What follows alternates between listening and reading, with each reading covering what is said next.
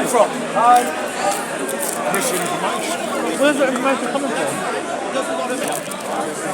So, ladies and gentlemen, I in no way am going to be cornered into trying to defend violence or in trying to defend the villainisation of Muslims. I agree with Heiko on both of those points. So that's not the topic of debate, ladies and gentlemen. However, ladies and gentlemen, I want to thank Heiko for pointing out that every year we are getting a town's worth of people illegally entering into our country. Thank you. Because that's a problem, ladies and gentlemen. And this goes to prove something.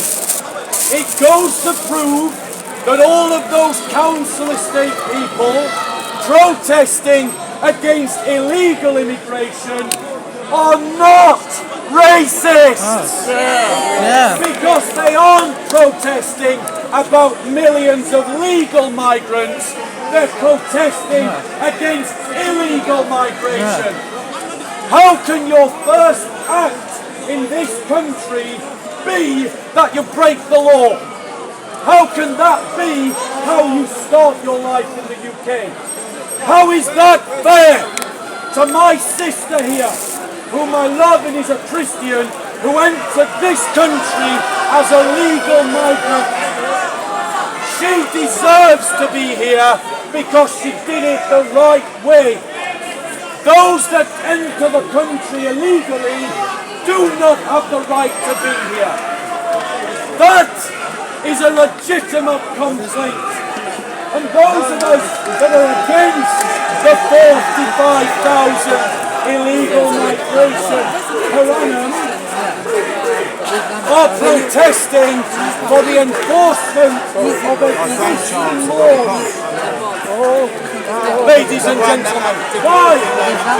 Because it is our communities, not the Clapham and Islington lot, that are having to deal with the fact that our families are homeless and couch surfing.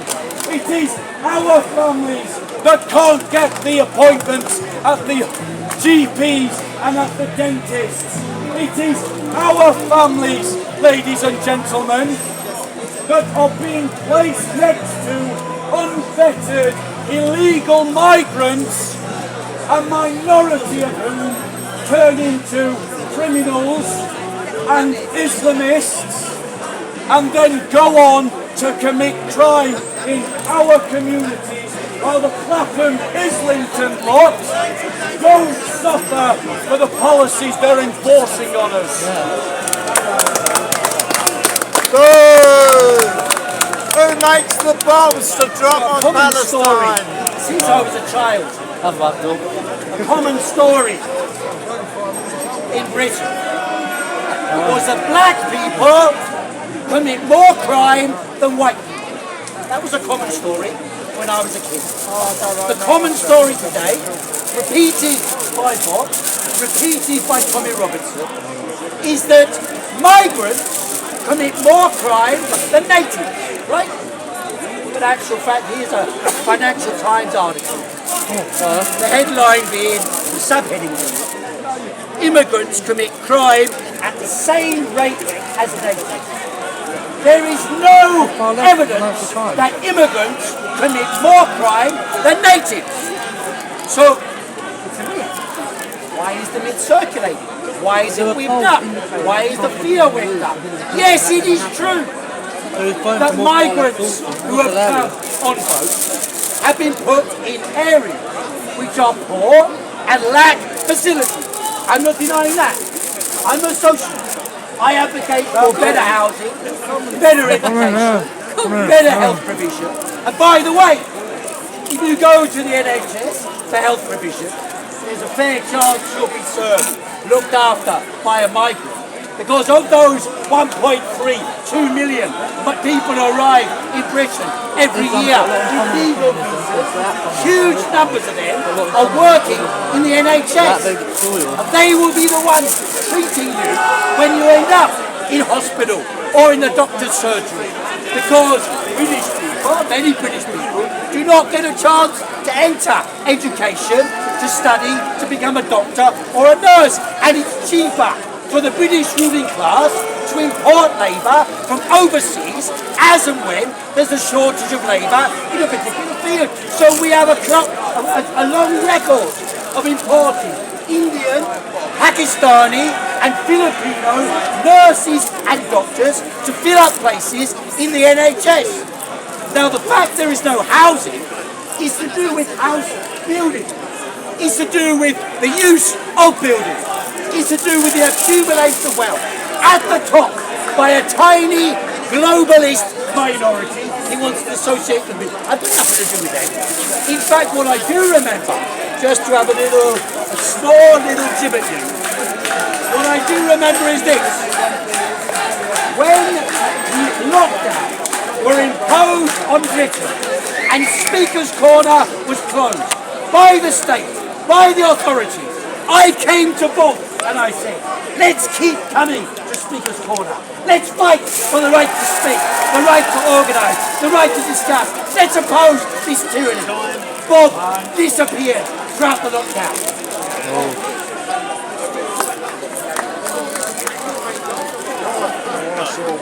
So, ladies and gentlemen, what he hasn't told you, what he doesn't know, is I actually did the anti-lockdown marches. It doesn't matter. When I was out there protesting against the lockdown, I was on those marches, ladies and gentlemen. Just because I wasn't here doesn't mean that I wasn't standing against it, and I'm free to choose how I stand against it. I'm not in an obligation to do what Heiko says. Now, furthermore, ladies and gentlemen, I'm not going to be fooled into trying to defend some kind of false narrative that this is natives versus immigrants, or this is black versus white, because, ladies and gentlemen, it isn't. There are many migrants who are on my side that support my argument, because they came here legally and they think it's unfair that others are getting in illegally. If you are a legal migrant and you agree with me, put your hand up. There you go. 1, 2, 3, 4, 5. Legal migrants agree with the fact that our system is unfair. We should have legal migration. Why? Because legal migration is something we can control, and it is something we can use to contribute to our society, which we do, which many legal migrants do, ladies and gentlemen.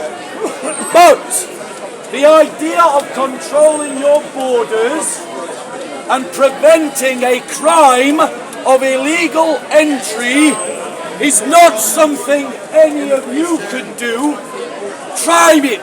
Try to enter America illegally and see if you get arrested.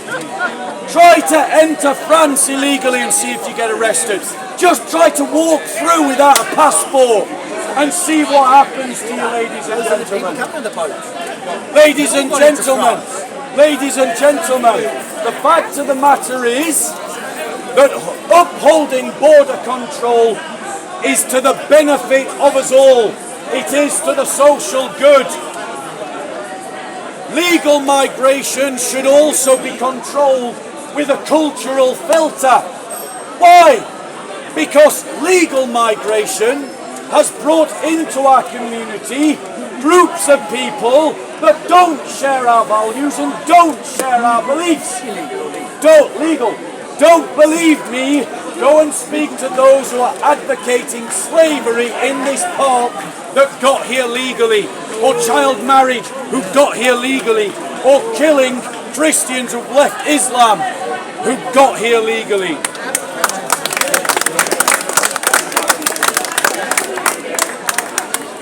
So, firstly, like it or not, if someone comes on a boat and arrives in the country and claims asylum, that's a legal right. It's a legal right under the United Nations Refugee Convention. So it is illegal. Whether you like it or not, it's a legal right. You might not like it. You might say you want to withdraw from the United Nations Refugee Conventions. Okay, fine. But it is a legal right to claim refuge. Second, there's a legal right to, maybe they're not legitimate claims. That's to be decided in a process. Why do you have passport? Now, the question then comes. So the question comes. If we look at the people who arrive here, as Bob says, illegally, and claim asylum, where do the overwhelming majority then come from?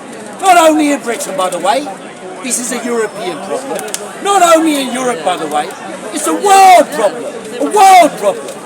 You know how many migrants, how many refugees there are in Turkey? You know how many there are in Syria? You know how many there are in Libya? Millions and millions of refugees. Millions and millions.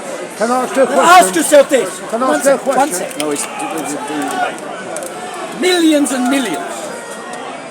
What drove these millions and millions onto the move? Some for crime. Some are mobilised by crime gangs. Some are organised for prostitution and things like that. But I tell you what, if you trace back the history of Afghanistan, you trace back the history of Libya, you will see the wave of migration followed bomb after bomb after bomb on those countries with British bombs, with British government support, with British military support. Afghanistan, Iraq, Libya, what the fuck were we doing there? Why were we there? What were we doing? And then they hands up, oh my God. Some of them commit terror in England. Terrible thing. And you can trace back videos of me speaking on these questions right back to 1999. Yugoslavia, Kosovo, which is Albanian migration. You can trace it back to Iraq, to Afghanistan, 2001, 2003. You can trace it back 1990, Iraq.